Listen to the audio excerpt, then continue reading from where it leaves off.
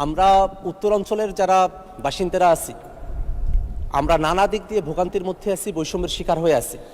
গোটা বাংলাদেশের মধ্যে উত্তরাঞ্চল নানা দিক দিয়ে পিছিয়ে আছে।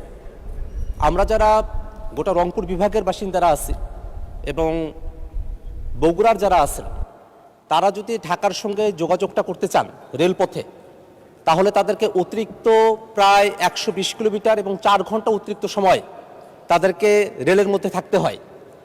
মাননীয় স্পিকার, আমরা যদি ঢাকা থেকে উত্তরবঙ্গের দিকে রওনা করি, তাহলে সিরাজগঞ্জ থেকে বগুড়া পর্যন্ত আমরা সরাসরি যেতে পারি না।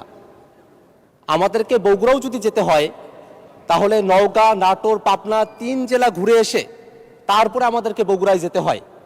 এবং এই কারণে যেখানে এখন ঢাকা থেকে বগুড়ার রেলপথের দূরত্ব প্রায় 400 কিলোমিটারের কাছাকাছি, যদি বগুড়া থেকে সিরাজগঞ্জ পর্যন্ত একটা টানা রেল লাইন থাকতো, তাহলে এই দূরত্ব প্রায় 120 কিলোমিটার কমে আসতো। এই দূরত্ব হয়ে দাঁড়াতো তখন 280 কিলোমিটারের কাছাকাছি।